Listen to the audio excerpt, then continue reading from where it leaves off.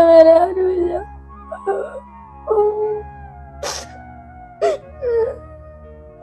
എല്ലാരും സഹായിക്കണം. അപ്പതിനു വേണ്ടി പ്രാർത്ഥിക്കണം എല്ലാരും.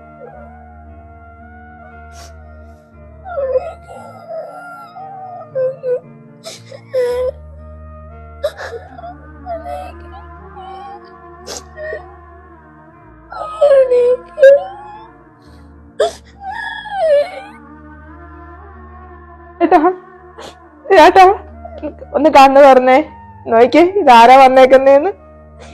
പിള്ളേര് വന്നു, മക്കള് വന്നിട്ടുണ്ട്, കുഞ്ഞുമണിയും ഉണ്ണിയും വന്നിട്ടുണ്ട്. കേക്കൂ ചേട്ടാ, കണ്ണു തുറക്കൂ ചേട്ടാ. ചേട്ടാ കണ്ണു തുറന്നേ ചേട്ടാ. ചേട്ടാ ഇങ്ങോട്ട് നോക്കിയേ, ഇങ്ങോട്ട് നോക്ക്, ഇതാരാ വന്നേക്കുന്നേന്ന് നോക്കിയേ.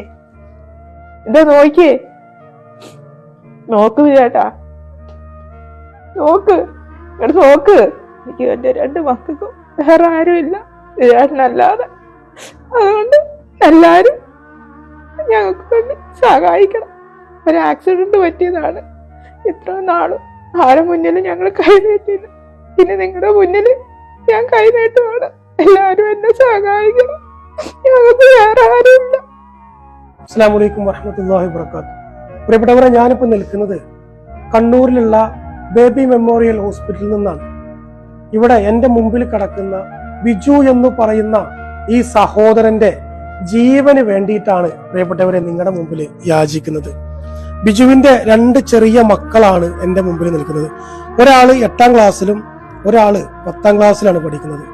ഇദ്ദേഹം ഒരു ബൈക്കിന്റെ പിറകിലിരുന്ന് യാത്ര ചെയ്യുന്ന ഇടയില് പെട്ടെന്ന് ഒരു കർണാടക രജിസ്ട്രേഷനുള്ള ഒരു വണ്ടി അദ്ദേഹത്തെ ഇടിക്കുകയും അന്ന് മുതല് ഈ ഒരു കോമാ സ്റ്റേജിലാണ് അദ്ദേഹം ഇപ്പോ കഴിയുന്നത്. അദ്ദേഹത്തിന്റെ വീടിന്റെ ഒക്കെ അവസ്ഥ കണ്ടാൽ നമ്മുടെ ഹൃദയം തകർന്നു പോകും പ്രിയപ്പെട്ടവരെ.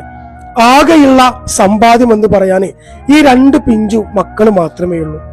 അദ്ദേഹത്തിന്റെ അവസ്ഥ ഇപ്പൊ വളരെ സങ്കടകരമായ ഒരു അവസ്ഥയാണ്. കാരണം അദ്ദേഹത്തിന്റെ തലയോട്ടി ഇപ്പൊ എടുത്ത് അദ്ദേഹത്തിന്റെ വയറ്റിൽ ഇപ്പോ സർജറി ചെയ്ത് പിടിപ്പിച്ചിരിക്കുകയാണ്.